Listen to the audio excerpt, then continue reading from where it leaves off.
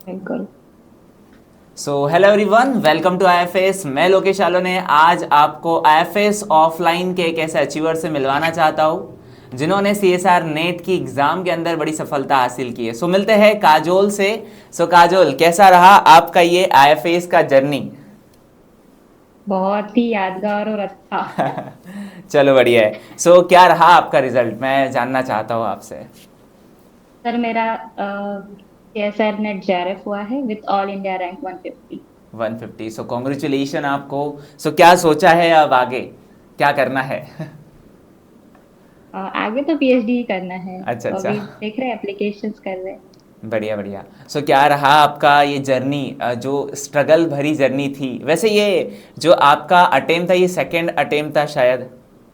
Yes yes. तो first attempt की जो रिजल्ट के बाद में एक होता है ना थोड़ा सा डीमोटिवेशन जैसा, और उस डीमोटिवेशन को आपने कैसे टेकल किया एंड देन फिर अपनी जर्नी को वापस से स्टार्ट करना, वो थोड़ा मैं जानना चाहता हूँ। सर एक्चुअली जब फर्स्ट टाइम रिजल्ट आया था तब मेरा नेट एलएस हुआ था विथ रैंक 83। तब ऐसा था कि थोड़े से तो रह गया, तो बस था प्रिपरेशन करना है फिर से, लेकिन सब लोगों का हो गया था ऑलमोस्ट, तो बुरा भी लग रहा था कि हम ही क्यों रह गए। फिर वही थोड़ा सा घर के एनवायरनमेंट में आ गए, पॉजिटिव हो गए और फिर पढ़ना चालू किया। फिर लास्ट टाइम का जो था, मतलब कुछ गलतियां भी हुई थी, पेपर सॉल्विंग में भी बहुत सारे एरर्स थे, तो उस पे फोकस किया। फिर वही रिवीजन, पीवाईक्यू यही आगे करते गए और मॉक टेस्ट देते गए। चलो बढ़िया है। सो वैसे आपका स्टार्टिंग तो आईएफएस में ही कंटिन्यू था, आफ्टर फिर आपने अपने घर से कंटिन्यू किया। सो घर पे मैंने यस ऐसा यस। सुना है कि घर से कंटिन्यू करने में थोड़ा तो प्रॉब्लम आता है, तो आपको वो परेशानियां झेलनी नहीं पड़ी? आता है, लेकिन ऐसा था कि पहली बार में रिजल्ट नहीं आया था तो थोड़े घर वाले भी अपसेट हो गए थे। अच्छा। फिर सेकेंड टाइम उन्होंने ही मुझे ज्यादा मोटिवेट किया, उन्होंने ही बहुत सपोर्ट किया। तो मतलब ऐसा था कि जब मैं पढ़ रही हूँ तब कोई डिस्टर्ब नहीं करेगा, मुझे अकेले रहने दे रहे वो लोग। इवन मेरे नेबर्स भी, उन्होंने भी बहुत सपोर्ट किया कि चलो बच्ची पढ़ रही है तो आजू बाजू कोई डिस्टरबेंस नहीं होना चाहिए, क्योंकि उनके यहाँ पे ट्यूशंस होते हैं अच्छा। तो बच्चे बहुत चिल्लाते हैं। तो उन्होंने पूरा वो 6 महीने अपने बच्चों को भी शांत रखा है कि नहीं नहीं, यहाँ पे पढ़ रहे बच्चे, कुछ नहीं करना है।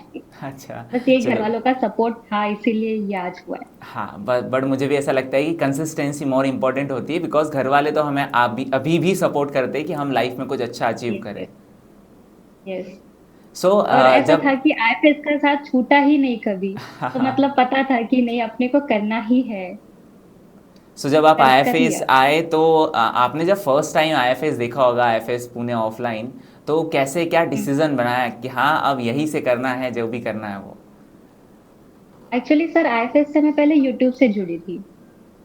तब मैंने केसी सर, लालजी सर के वीडियोस देखे थे, तो उनसे तो पहले ही इंस्पायर्ड थी। लेकिन फिर घर से हुआ नहीं, तो हमने सोचा चलो ऑफलाइन कर लेते हैं। बैच ज्वाइन किया, तब देखा यार फैकल्टी तो बहुत मतलब सपोर्टिव है। स्टार्टिंग के हमारे एक दो यूनिट हुए तो ऐसा लग रहा था, कॉन्फिडेंस आ रहा था। पहले थोड़ा सा था कि नहीं होगा शायद, लेकिन धीरे धीरे आप लोगों का साथ मिलता गया तो ऐसा लगा कि नहीं, होगा होगा, पॉसिबल होगा। बस थोड़ा अपना देने की जरूरत है, एफर्ट्स। फिर अच्छा लगा। वैसे क्या रहा आपका शेड्यूल यहाँ, क्या था जब आप आफ्टर लेक्चर एंड देन जब आप घर गए, तो घर पे आपने क्या शेड्यूल बनाया था कि मुझे इतना तो टाइम एटलीस्ट पढ़ना है और ये तो यूनिट करनी है? सो वो चीज़ मैं जानना चाहूँगा। तो जब हम आईएफएस में थे तब ऐसा था कि सुबह 7 बजे से लेकर रात के 11 बजे तक हम बिजी रहते थे, मतलब क्लासेस और बाद में लाइब्रेरी में पढ़ना। तो जब मैं घर आई तो मैंने सोचा कि कुछ भी बदल जाए लेकिन शेड्यूल नहीं बदलना चाहिए। तो मैंने घर में भी सेम शेड्यूल फॉलो किया। जब मेरे दोस्त भी वहां पे थे, मतलब ऑफलाइन बैचेस में थे, तो वो लोग भी सुबह 7 बजे जाते थे और 11 बजे तक वहां पे रहते थे, तो उन्हीं के साथ टाइम मैच करके मैंने शेड्यूल वही फॉलो किया था। मतलब सुबह 7 बजे से पढ़ती थी, और फिर बीच बीच में प्रीवियस ईयर के क्वेश्चन सॉल्व करना हो, यूट्यूब का कोई लेक्चर देखना हो, या फिर दिनेश सर का एप्टीट्यूड हो, ऐसे बीच बीच में छोटे छोटे अलग अलग टाइप के ब्रेक्स ले लेके फिर कंटिन्यू करती थी। चलो बढ़िया है। सो मतलब यूट्यूब एंड देन ऑफलाइन का बड़ा कंट्रीब्यूशन रहा है आपकी लाइफ में इस हाँ बिल्कुल अचीवमेंट के लिए। बिल्कुल। So yes sir. जैसे जब आप आईएफएस ऑफलाइन बेसिस में थे तो कैसे क्या था आपका कि नोट्स बनाना है या मॉड्यूल से पढ़ना है? बिल्कुल अधिकतर बच्चे कंफ्यूज हो जाते हैं कि नहीं, हमें मॉड्यूल से भी पढ़ना है, हमें नोट से भी पढ़ना है और अदर सोर्स। तो आपको क्या लगता है कि कौन सा सोर्स सबसे ज़्यादा बेस्ट है कि हाँ इतना अगर पढ़ लिया देन हमारा जीआरएफ सिलेक्शन तो पक्का है? नहीं सर, मेरा मानना है कि नोट से ही होगा, क्योंकि नोट्स में ऑलरेडी प्रिसाइज इंफॉर्मेशन है। उससे ज्यादा की हमें जरूरत नहीं है, जो है वो ऑलरेडी बहुत है। अगर उसको हमने अच्छे से कर लिया तो हमारे मैक्सिमम क्वेश्चंस उसी से सॉल्व हो जाते हैं। तो एक्स्ट्रा का इंफॉर्मेशन पढ़ के अपना टाइम वेस्ट नहीं करना चाहिए, तो इसलिए नोट्स ही बेस्ट ऑप्शन लगता है मुझे। चलो बढ़िया है। सो आपका जो पी वगैरह का जो शेड्यूल होता था वो कैसा है, मतलब आप पी के ऊपर ज़्यादा फोकस करते थे या आप मॉक टेस्ट वगैरह इन पर ज़्यादा फोकस करते थे? सर पहले तो मतलब पीवाईक्यू से ही किया है, क्योंकि पीवाईक्यू से हमको सीएसआर का लैंग्वेज समझ में आता है। आप ही हमेशा कहते थे कि लैंग्वेज समझना बहुत इंपॉर्टेंट है। तो बस पहले तो पीवाईक्यू किए, फिर एक टाइम बाद पीवाईक्यू के आंसर याद आने लगे, कि मतलब पढ़ते ही पता चल गया कि ये आंसर है। तो अब ना मैंने ना डिफरेंट डिफरेंट मॉक टेस्ट देना चालू किए। और आईएफएस के ऑफलाइन बैचेस में वीकली टेस्ट होता था, वो भी मैं साथ साथ में देती थी। मॉक टेस्ट भी होता था, वो भी साथ साथ देती थी। अच्छा, मतलब आप आईएफएस के साथ में घर जाने के बाद भी कनेक्टेड थे कि जब बिल्कुल जब पूरा मॉक पूरा टेस्ट जुड़ी थी। और अच्छा। आपका बहुत सपोर्ट रहा है मेरे इस जर्नी में, क्योंकि दिव्या मैम हो या प्राजक्ता मैम हो, हमेशा मुझे time to time paper send करते थे। तो उससे ऐसा था कि नहीं, मैं आईएफएस में ही हूँ। बस लोकेशन चेंज हो गया है, लेकिन मैं आईएफएस में ही हूँ। चलो बढ़िया। सो एक और एक क्वेश्चन ये कि अब इतनी 13 यूनिट है, बहुत ज़्यादा लगता है कि सभी बच्चों को बहुत ज़्यादा बड़ा सिलेबस है, बहुत ज़्यादा कॉपियाँ हमारे पास जमा हो जाती है। तो लास्ट एंड लास्ट आपका क्या था कि बस इतना मुझे पढ़ना है और ये चीज़ें मुझे छोड़नी है, तो क्या था आपके लाइफ में कि मुझे ये चीज़ छोड़नी है तो छोड़नी है? कुछ ऐसे पार्ट्स होते हैं जो अपनी वीकनेसेस होती है। कितना भी ट्राई करो वो नहीं होता है, तो मुझे ऐसा लगता है कि जो नहीं हो रहा है तो उसको साइड में ही रखो। और जितना आता है स्ट्रॉन्ग पॉइंट से उस पे ज्यादा फोकस करो। और कुछ कुछ चीजें होती है जिसको याद ही करना पड़ता है, जिसमें कोई हम लॉजिक नहीं लगा सकते, तो उसको लास्ट तक रखो कि नहीं, इसको बार बार देखना ही है, देखना ही है। और जो लॉजिकली सॉल्व होते हैं उसको प्रैक्टिस से ही आएगा वो। जितने मैक्सिमम क्वेश्चन सॉल्व करेंगे उतना ही बेटर है। सो कौन सा टॉपिक था जो कि आपने छोड़ दिया था इस जर्नी में? थोड़ा वैसे कुछ नहीं था, एक्चुअली सभी पढ़ा था। बस डाइवर्सिटी पे ज्यादा फोकस नहीं किया था। उसके जितना मुझे आता था, मतलब एनिमल क्लासिफिकेशन वाला पोर्शन ही आता था, तो उतना ही पढ़ा था। मेरा बैकग्राउंड बॉटनी कभी था ही नहीं, तो मतलब वो छोड़ दिया था मैंने। अच्छा, सो बढ़िया है। तो फिर और बाकी कुछ ऐसा वीक पॉइंट आया होगा ना अपनी जर्नी के अंदर जहाँ पर लगा होगा कि बस अब नहीं हो रहा है, तो वो पॉइंट को कैसे टेकल करना, मतलब आगे अगर आया कभी था कोई स्टूडेंट आता है जब तो? फर्स्ट मॉक टेस्ट दिया था हमने, तब एकदम ही पता चल गया था, नहीं रियलिटी कुछ और ही है।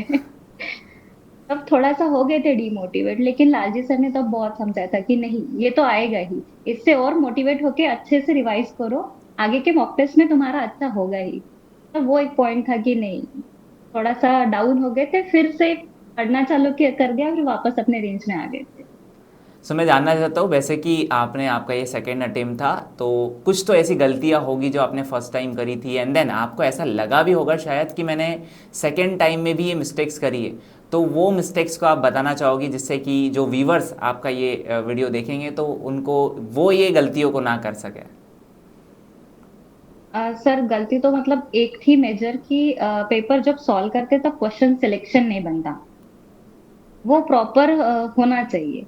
तो पेपर में ऐसे हम, जब मैंने फर्स्ट टाइम पेपर दिया था तो मैं एक एक क्वेश्चन पढ़ते गई थी। लेकिन एक एक क्वेश्चन पढ़ना जरूरी नहीं है, क्वेश्चन को स्किप करना भी जरूरी है, क्योंकि 75 में से 25 सॉल्व करने हैं। तो फर्स्ट टाइम मैंने बस एक एक क्वेश्चन पढ़ते गई, और फिर लास्ट तक मेरे ज्यादा क्वेश्चंस अटेम्प्ट नहीं हुए थे, तो गलतियां बहुत हुई थी।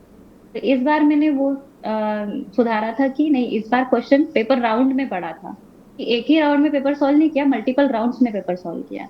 तो बस वही एक था, जब पेपर सॉल्व कर रहे हो तो एक बार में मत जाओ, मल्टीपल राउंड्स में जाओ। क्योंकि जब मल्टीपल राउंड्स में देखते हैं तो हमको क्वेश्चंस मिलते हैं और दिखते हैं, नहीं तो हम बड़े बड़े क्वेश्चंस में ही फंस जाते हैं और आगे देख ही नहीं पाते। इसीलिए तो आप कुछ माइंडसेट बना के गए थे कि मुझे बस 25 में से 20 ही अटेम्प्ट करना है या 35 पार्ट बी में से 20-30 ही अटेम्प्ट करना है, ऐसा कुछ, या हाँ रेंडमली सर, बिल्कुल? नहीं नहीं नहीं, मतलब मैं डिसाइड करके गई थी कि मुझे अपने क्वेश्चंस ढूंढने हैं। सब पढ़ा है, लेकिन उसमें से सब तो नहीं आएंगे, लेकिन मुझे अपने क्वेश्चंस ढूंढ के अपने सॉल्व करना है। तो बस पहले जब पेपर स्टार्ट किया तो बस पहले तो मैच द फॉलोइंग पे ही जाते हैं हम लोग। बस वो सॉल्व किया, फिर देखते देखते फिर जो छोटे छोटे क्वेश्चंस थे, जिनको पढ़ने में ज्यादा टाइम नहीं लगता था और सॉल्वेबल थे, वो सॉल्व किए। फिर थर्ड राउंड में मैंने फिर मेजर क्वेश्चंस को हाथ लगाया था। तो मॉक टेस्ट वैसे आपने आईएफएस से आप कनेक्टेड थे और मॉक टेस्ट आप कंटिन्यूसली देते जाते थे, बिकॉज हमारे सामने जो स्टूडेंट थे हम तो उनमें इम्प्रूवमेंट करते ही जाते थे, बट आप लोगों से ज़्यादा कनेक्शन ना होते हुए फिर आपने उस चीज़ को कैसे इम्प्रूव किया कि हाँ मेरे इस मॉक टेस्ट में इस टॉपिक में ज़रा कम नंबर आए, तो उसको कैसे फिर आपने वापस से रिवाइज किया या क्या शेड्यूल बनाया फिर उसके बाद? जब मॉक टेस्ट देते थे तो कुछ पॉइंट्स तो ऐसे थे कि इजी लगते हैं फिर भी नहीं आते, तो फिर उसको बार बार रिवाइज और प्रैक्टिस करके ही कवर अप किया जा सकता है। वैसे ही चलो। किया, और जो नहीं समझ में आया था तो मेरे फ्रेंड से कनेक्ट होके फिर डाउट्स पूछ के उसको सुधारा, फिर से रिवाइज किया। और फ्रेंड्स भी ऐसे थे कि वो लोग सपोर्ट करते थे कि वहां जाके है वो लोग, तो वो लोग आपसे कांटेक्ट करते थे, आप लोग उनको आंसर्स बताते थे, वो हमको कन्वे कर देते थे। चलो, मतलब आईएफएस ऑफलाइन का तो एटलीस्ट ये फ़ायदा होता है कि हमें फ्रेंड्स मिल जाते हैं, और सबसे अच्छी बात कि हमें हाँ। वो इन्वायरमेंट मिल जाता है जिस जो कि हमें अचीवमेंट हासिल करने में बहुत ज़्यादा हेल्प करता है। Yes yes. चलो, सो थैंक यू काजोल, जो कि आपके वर्ड्स हमारे कुछ व्यूवर्स को एटलीस्ट मोटिवेट ज़रूर करेंगे, और मुझे लगता है कि अगला जो इंटरव्यू है वो इन्हीं के साथ होगा। So thank you Kajol, and then again congratulation कि आपने इतनी बड़ी सफलता हासिल की है। Thank you sir. Okay, thank you.